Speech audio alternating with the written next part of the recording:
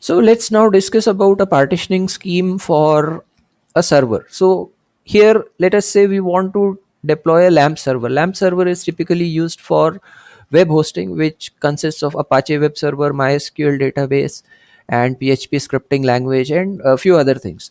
Now, the first thing about partitioning, why we want to go in for partitioning, is that things like web servers or any kind of servers that are running, they generate logs, and sometimes the logs are generated in terms of GBs every day. Fine. So if you don't partitions, what can happen is that the log could be stored in the root partition itself, and the generated logs could like completely take off the whole space in the root partition itself if you have not partitioned your system well. And if the whole hard drive space fills up, your system will become unstable and it might stop working. Secondly, it could happen that a partition gets corrupted. If it's a single partition, it gets corrupted, then the whole partition gets corrupted. So we prefer to break down the system into multiple partitions to avoid these kind of risks, and it also makes backup of data, recovery of data much more easier. Fine. So there are many different schemes for partitioning, but I'm just taking one simple example over here for a LAMP server. And now the scaling of the disk space is going to be dependent upon how many websites that it would be running, what would be the traffic, what it could be generating, and something like this. Fine, which you could effectively understand only when you are working in a real setup. But traditionally, whatever spaces we are going to allocate, like in our demo machine over here, we are going to use a 25 GB of space, and you can assume it to be 250 GB, or you can assume it to be 250 terabytes, or 2.5 terabytes, let us say. That kind of big space is there. So accordingly, whatever we give, you can multiply it by that and assume that the partition size is going to be that big. So here the basic partitions, EFI is going to remain same, boot partition is going to remain in the similar manner. Now obviously, when we are going to make a web server type of a machine, it's not going to have multiple operating systems on it. Fine. So the boot partition could be smaller, EFI partition could be smaller. Fine. Then the root partition is going to hold the basic operating system, and now the data of the server, user, and everything is going to be separated. It's going to be separated. So the log files are going to be in its own separate partition. So uh, this root partition can be of a smaller size because only the applications and configuration and other things are going to sit in this.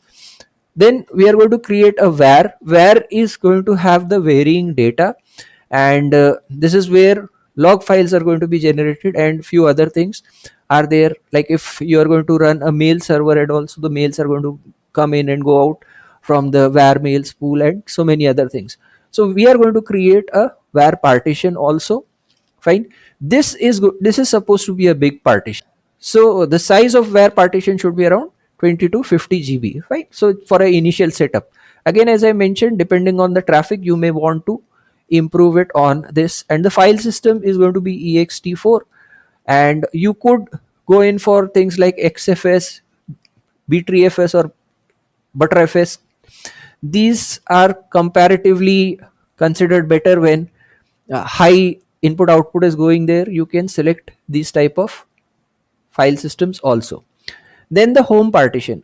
Now in many of the web servers that people create, fine, the users data is stored in the home directory, or the multiple websites that are hosted are there in a directory called as public HTML, which is inside the user's home.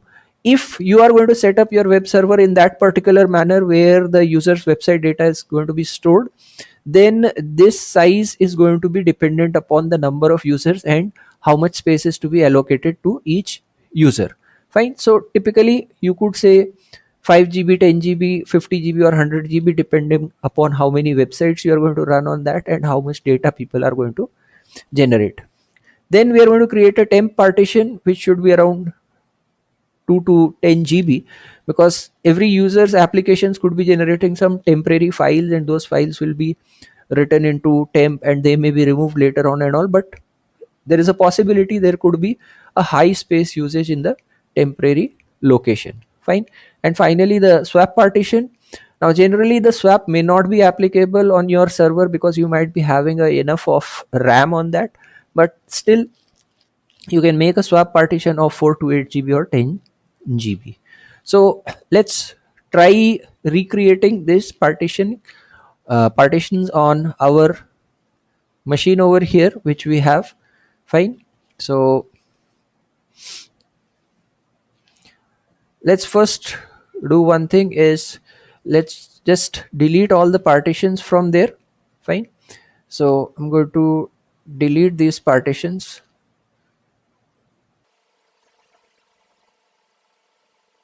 So it's like we are starting with a blank disk. Fine. And if it is a completely blank disk, usually when you will be starting, you will be saying create a new partition table. Fine. Okay, so let's start making these partitions. The first we are going to make is called as the EFI partition. Keep in mind that these mount points will actually be given later on. So this is only a demonstration of what partition we are going to create. Again, I want to mention is that you will be probably doing this, or you will be doing this while installing Linux itself. Fine. But we are just trying to understand how the partitions are done. So let's start with this. We are going to make this as 200 MB, and I'm just going to name this as uh, boot EFI partition, and this file system is going to be FAT32 on this. Fine. 200 MB of space is allocated to this. Okay, let's make sure 200 MB. Then we are going to make the boot partition. So I'm just going to name it as boot, and this is going to be 500 MB. So on a server you can keep it 500 MB or 1 GB, because we are not going to have multiple operating systems. Maybe there could be multiple kernels over there, but still 500 MB to 1 GB is more. In any case, servers, the hard drives will be big, so you can give 1 GB, 2 GB if that much of space is available. Fine. So let's add this partition. So we have added 500 MB over here. Then we'll add a root partition. Now the root partition, try to understand, is not going to hold each and everything, because we are going to separate it into var. So the space that we can keep over here for root is, let us say we will keep it as 8 GB. Okay, 8 to 10 GB. In a real life scenario, keep it bigger, like 30-40 GB. Fine. So here we just name it as root. Let's name it as root. Fine, to understand. Then we are going to have var. Now what is var? Var is where our server data and everything is going to come. It is going to have log files which are going to be there, and in certain cases, like what people have told, sometimes log files are generated up to the level of 4, 5, 10 GB every day. Fine. Of course there are tools to rotate the logs and all. So in a real life scenario, you would want to first find out how much data is going to be generated, how much logs could be generated, what is the amount of traffic that is going to be there. So we will have to create those partitions in that particular manner. Fine. So, and partitioning is something which you cannot do each every now and then. So on real setups, try to give enough of space to these partitions, and in real life scenario you are going to have huge disks that are going to handle this. But for var right now, I'm going to give it around, say, another 8 GB. Just for understanding, we are trying this. I'm just going to call this as var. File system is going to be ext4 itself. Now there is a possibility that you could use file systems like xfs or b3fs and other things. Fine. Now as a user it really doesn't matter, because the system is going to take care, but these file systems have some advanced features and they give better performance on under high input output or read writes that going to take place. So why not, let's just we will say format it as, why not take b3fs for this. Fine. So we'll change it to this. Then we are going to create a home partition. Now since we are talking about this particular setup of a lamp server, so when anyone's website is created, there is going to be website data. Some data is going to get stored into the database, some data is like the actual images, the website content and all. So every user will need some space that has to be allocated. Now if that space is going to be allocated in the user's home directory, in many of the virtual hostings it is done like that. The user's home directory is provided, a user login is provided on the Linux server, and the home directory has something called as a public HTML, and that is from where the user's website runs. So how much space is to be given to every user, you can decide, and how many users will be handled on this particular server, accordingly calculate the disk space for that. So you can give, like if it is 1 GB per user, so it should be around 10 GB or 20 GB, or with some flexibility in the space. So this is usually going to be the maximum space if this area is going to be used for the website data. Otherwise, if it is going to be in some other location where you are going to give, then that partition should take care of that particular space. Fine. So you have to have that particular understanding about server setups when you are doing what data is going where and how much space will be required where, and then you can partition. So there can be further partition in this, but just for an understanding we are trying to do this. So we are going to create the new partition which will be home over here, and home partition we are going to, let us say for this particular scenario we're going to give it around, let's say 7 GB. Fine. uh, or let's say 6 GB, because we have to create few more over here now. So this is home is created.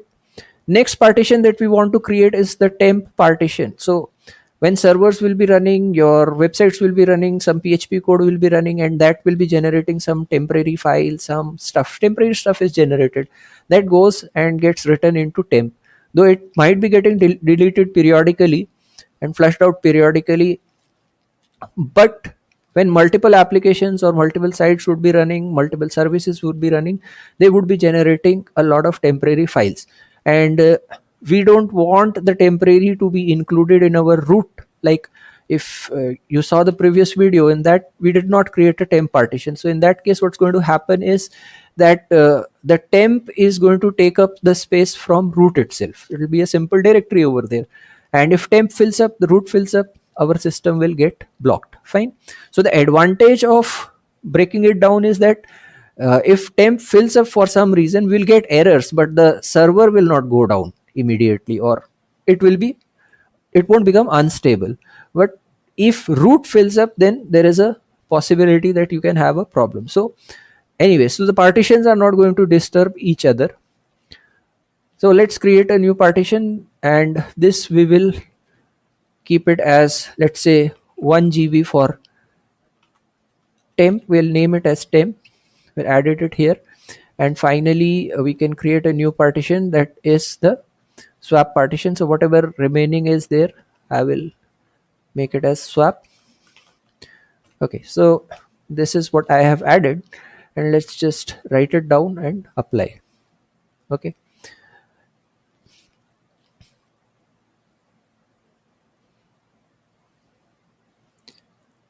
Okay, so this is done. The partitions are created, and you could save these details or take a snapshot of this if you want to utilize these partitionings later on during the installation.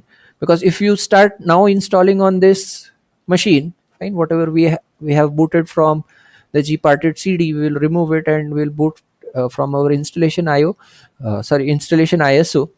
So in that case these partitions will be ready, fine, and we can directly use them. So that time we don't have to repartition our system. Anyways, so the point is, now we have created a simple partitioning scheme for a lamp setup, though the sizes are small, but barring boot EFI boot, you can consider that root partition could be around 40-50 GB, var partition could be another 40-50 GB, home could be like 50 GB or 60 GB or 100 GB, something like that.